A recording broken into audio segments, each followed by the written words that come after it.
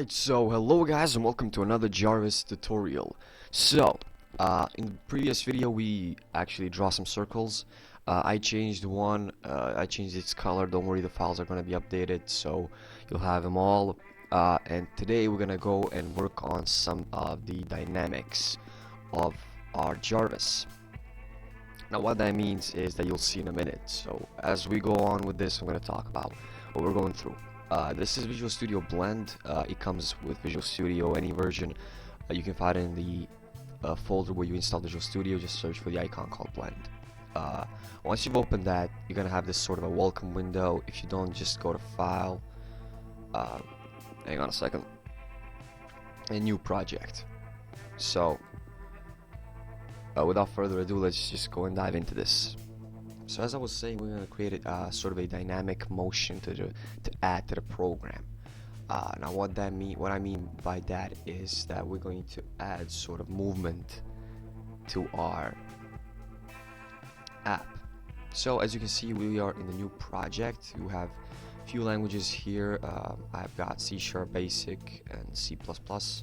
You can also install any others. So we're going to go to Visual Studio. We're going to go to Windows. Windows 8, the Universal. I'm gonna download this later. We got a blank app. By the way, we don't want that. So this is just mainly for Windows 8.1 or Windows Phone, as you can see. What we want is below we have a classic desktop. We have a WPF application. So we want to use that. So and change the name to as we are making it. So just call it like that. Alright, it's J.A.R.V.I.S. Once you've done that, it's choose where it's going to be saved. Hit OK.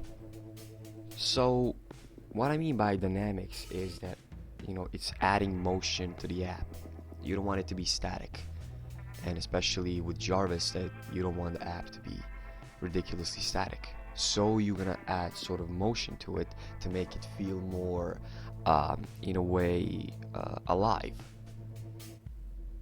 That's what Visual Studio Blend is, to add not just for this kind of program or motion that we're gonna do today. It's for any sort of user improvements on user interface, such as with the code before, you could, for instance, we have two buttons, and if I want to click one button, I want it to slowly fade as it goes, or I don't know, to change color while fading, and before it was mostly done by code. And changing color of the button is sort of easy, I'm guessing, but take for instance fading out while changing color. That is really hard. So with Visual Studio Blend, you can do all of that with no code, actually. Just a few simple tweaks here and there, and you're going to be done. So that is mainly why Visual Studio Blend is made, to make your graphical user interface much more easier to create, because they know you're gonna focus on the code itself, and why would you bother yourself with the graphical user experience along with it? Well, you will, when all that can be really simplified. Alright, so currently it's loading the designer. We can continue working, but we're gonna wait a little bit more for it to finish. I don't know how long this video is going to be because we have actually not very long. We have two static circles which are going to be in the center, and we have three, I think. Yeah, we have three more circles that are going to be around. So we're just going to set the motion for 3 of all, and not 5, as I recall. As you can see, this is Visual Studio Blend. This is your workspace. On the left, you have project, which is currently your project. You have controls such as buttons, calendars, checkboxes, radio buttons, grids, expanders, and so on and so on. We have styles. We don't have actually any style. Behavior. Now this is what we're going to use mostly. Behavior is, as the word says, it controls how something behaves. For instance, if I create a dynamic motion to change the opacity, the color of the button, I'm going to set that one of the behaviors from here and add it to the button. So once I click the button, it's going to be triggered by that click. It's going to activate that certain effect that we created. So we are here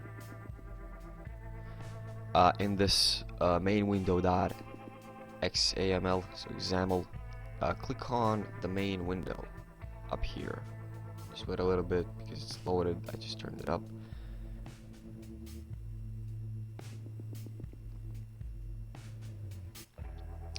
What we want is, we don't want this name to be here, and we don't want this entire thing to be here. So what we want is a smaller program with no bars up here, and not one, and it should be transparent. So first of all, to remove this line here, just zoom out a bit, scroll down to the effect. You have the Windows style. It says single border window. Click on the drop down menu, click none. This will remove the bar from above. Next is that resize mode. It's under the common. No resize. Size the content, it's manual. Title is going to be as our program, J.A.R.V.I.S. Did I wrote it right? Yes. Windows. Down below we have Windows startup position. It's going to be in center of the screen, and Windows state is going to be normal. Tooltip, we can add sort of a tooltip. Tooltip is when you go mouse over your program, it says what it is. So we can add it, but you know, I don't recommend it. At least not on the main program. So what we want now is to give sort of a same size to it. So we have 350 by 350. We don't want this to be huge. You can change it depending on your screen, but I think 350 is pretty perfect. Click on the foreground and click on the first icon, no brush. The background, same. Now what this does, it removes any sort of background from your main window, and you have grid. So remember, window is your main thing, but you have to work on in grids.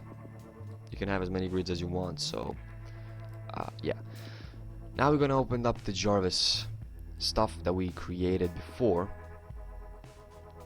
and we are going to drag them. Actually, we're just gonna go drag one by one to align them in the program.